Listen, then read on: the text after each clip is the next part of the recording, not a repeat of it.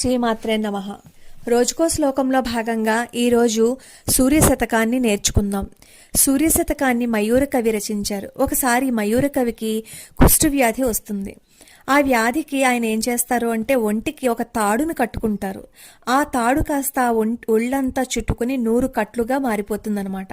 అప్పుడు ఆయన కట్టుకి ఒక పద్యం చొప్పున సూర్యుడిని ప్రార్థిస్తారు. సూర్య భగవానుడి వల్లే ఆ కట్లు ఊడిపోయాయని, తద్వారా ఆయనకి కుష్ఠరోగం పోయిందని చెబుతారు. అంతేకాకుండా తమిళనాడులో ఒక ఆయనకి కంటి ఆపరేషన్ జరిగినప్పుడు ఎన్ని ప్రయత్నాలు చేసినా ఆయనకి చూపు రాలేదట. ఆయన ఒకసారి కంచి పరమాచార్యుల వారి దగ్గరికి వెళ్ళి తన కంటి అనారోగ్యం గురించి చెప్పినప్పుడు సూర్యశతకం చదివావో అని అడిగారట. అప్పుడు ఆయన చదవలేదని చెప్పినప్పుడు నువ్వు వెళ్ళి సూర్యశతకాన్ని పారాయణ చెయ్యని కంచి పరమాచార్యుల వారు చెప్పినప్పుడు అప్పట్లో ఈ సూర్యశతకం అంతగా ప్రాచుర్యంలో రాకపోవటం వల్ల ఆయన ఒక లైబ్రరీ నుంచి తెచ్చుకుని ఆయన చదవలేకపోతే పక్కనున్న ఆయన చదివితే విన్నందువల్ల ఆయనకి కళ్ళు మళ్ళీ తిరిగి వచ్చాయి. అలాగే ఎంతమందో ఈ సూర్యశతకాన్ని పారాయణ చేసి వాళ్ళకి కంటి అనారోగ్యాన్ని పోగొట్టుకున్నారు. అలాంటి అద్భుతమైన స్తోత్రాన్ని మనం నేర్చుకుందాం. ఈ సూర్యశతకం స్క్రిప్ట్లో అక్కడక్కడ అక్షర దోషాలు ఉన్నాయి. అది గనక కొంచెం చూసుకోండి. కానీ మేము చదివింది మాత్రం కరెక్ట్గా చదివాం. అది ప్రమాణంగా తీసుకుని అప్పుడు మీరు అక్షర దోషాలని సరిదిద్దుకోండి. జంభారాతీభ కుంభోద్భవమివ దదతః సాంద్ర సింధూరరేణుం రక్తాస్లిక్తా ఇవోఘైః ఉదయగిరితటీ ధాతు ధారాద్రవస్య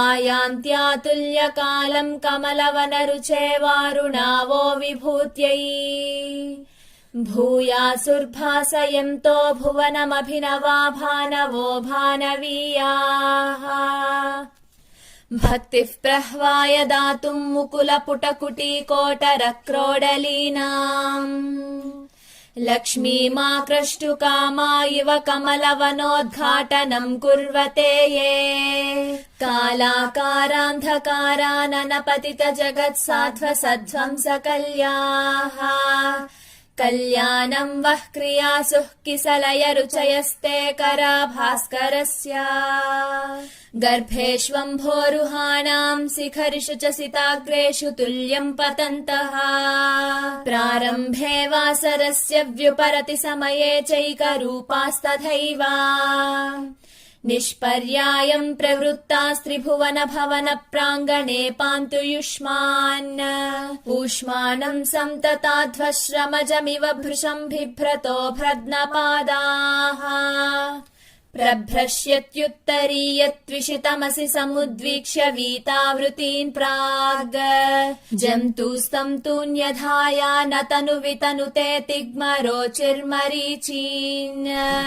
ते सान्द्रीभूय सद्यः क्रमविशददशाशादशाली विशालम् सस्वः सम्पादयन्तोऽम्बरममलमलम् मङ्गलम् वो दिशन्तु न्यक्कुर्वन्नोषधीशे मुषितरुचिसुचेवौषधीः प्रोषिताभा भास्वद्ग्रावोद्गतेन प्रथममिव कृताभ्युद्गतिः पावकेन पक्षच्छेदव्रणाश्रुश्रुत इव दृशदो दर्शयन् प्रातरर्द्रेः आताम्रस्तीव्रभानोरनभिमतनुदेस्ताद्गभस्त्युद्गमो वः शीर्णघ्राणाङ्घ्रिपाणिर्व्रणिभिरपघणैर्गर्घराव्यक्तघोषान् दीर्घाघ्रातानघौघैः पुनरपि घटयत्येक उल्लाघयन्यः